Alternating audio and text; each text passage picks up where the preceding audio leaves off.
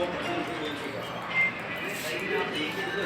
संविधान जिंदाबाद जिंदाबाद जिंदाबाद भारतीय संविधान जिंदाबाद जिंदाबाद जिंदाबाद भारतीय संविधान जिंदाबाद जिंदाबाद जिंदाबाद वोट की चोरी ईवीएम से नहीं चलेगी नहीं चलेगी वोट की चोरी ईवीएम से नहीं चलेगी नहीं चलेगी।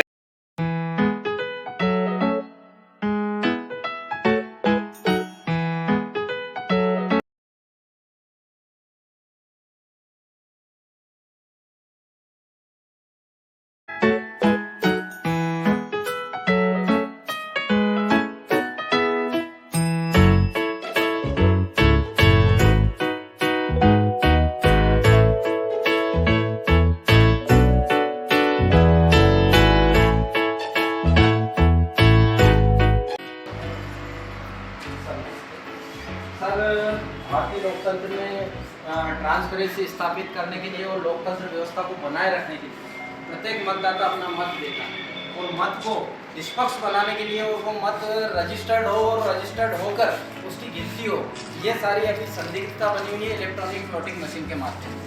इसलिए हम चाहते हैं कि बैलेट पेपर से चुनाव हो।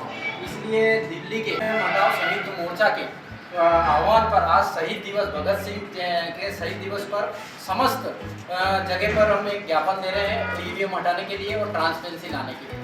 और ये ज्ञापन मैं आपके माध्यम से मैं ज्ञापन वाचन करती हूँ सर आपको,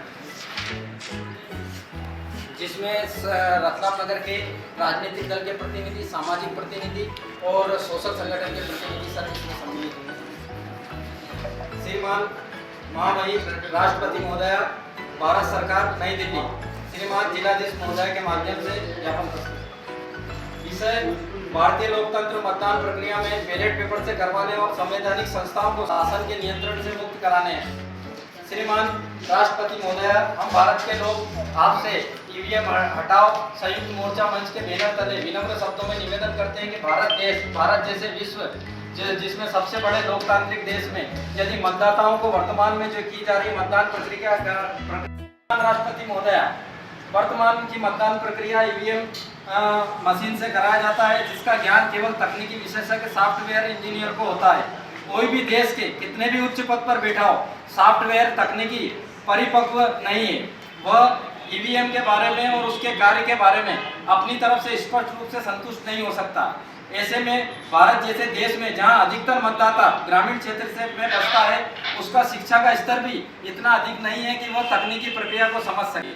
बड़े बड़े अधिकारी भी केवल तकनीकी विशेषज्ञों के आधार पर ही ईवीएम के बारे में कुछ कह पाते हैं। श्रीमान, आम जनता ईवीएम के बारे में कैसे स्पष्ट हो सकती है? आम जनता में व्याप्त असंतोष है। जगह जगह सिविल सोसाइटी और सामाजिक संगठन, अधिवक्ता, राजनीतिक दल इसका खुलकर विरोध कर रहे हैं। ऐसे में बैलेट पेपर से चुनाव कराया जाना ही राष्ट्रीय और लोकतंत्र हित में होगा। कम खर्चीला और कम बजट वाला, जिससे भारत में इस बजट से बचे हुए पैसे का उपयोग शिक्षा व राष्ट्रीय जरूरतों पर खर्च हो सकेगा। महोदया, वर्तमान में जिस तरीके से का उपयोग शिक्षा व राष्ट्रीय जरूरतों पर खर्च हो सकेगा। महोदया, वर्तमान में जिस तरीके से सत्ता पक्ष ईवीएम मशीन से चुनाव कराने के विरुद्ध हो रहे आंदोलन को नजरअंदाज कर रही है। भारत निर्वाचन आयोग भी इसे गंभीरता से नहीं ले रहा है। भारत निर्वाचन आयोग ने ईवीएम मशीन के संबंध में निम्नलिखित घटनाओं को नजरअंदाज किया है। उक्त निम्न घटनाओं को प्रस्तुत कर रहे हैं। कई स्थानों पर उम्मीदवारों को खुद मतदान केंद्र पर शून्य वोट उसका खुद का दिखा है, जबकि उसका वोट भी उसको मिलना चाहिए, किंतु उसका वोट भी नहीं गिना गया है। कई प्रकार के 2019 के चुनाव में चुनाव आयोग वेबसाइट पर चुनाव आयोग की वेबसाइट के आधार पर द प्रिंट पत्रिका ने रिपोर्ट छापी थी, जिसमें 373 लोकसभा क्षेत्र में गिने गए मतदाता और डाले गए मतदाता में 8,000 से 18,000 ज़्यादा या कम मतदाता और मतपत्र निकले। महोदय, गुंटूर विधानसभा क्षेत्र में टीडीपी उम्मीदवार को ईवीएम मशीन से 1 वोट मिला और अगर वीवीपैट मशीन की गिनती की गई तो 194 वोट उसको मिले।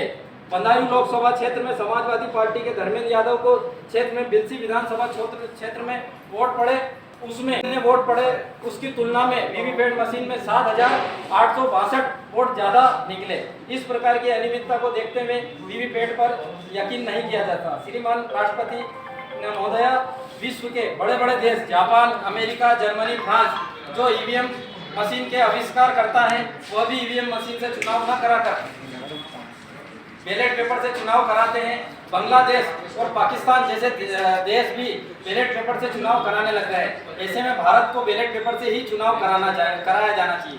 श्रीमान राष्ट्रपति महोदय, सुप्रीम कोर्ट के मुख्य न्यायाधीश महोदय ने आयोग के आयुक्त की चयन प्रक्रिया में पारदर्शिता बरतने के लिए, स्पष्टता के लिए एक गाइडलाइन तय की थी, जिसमें मुख्य न्यायाधीश महोदय चयन समिति में होना चाहिए, विपक्ष के नेता चयन समिति में होना चाहिए और स्वयं प्रधानमंत्री होना चाहिए। विपक्ष ने इस गाइडलाइन को नजरअंदाज कर नया कानून बनाया, जिसमें प्रधानमंत्री खुद और उनके द्वारा नियुक्त विधि मंत्री और विपक्ष का नेता ही निर्वाचन विभाग के आयुक्त का चयन करेगा।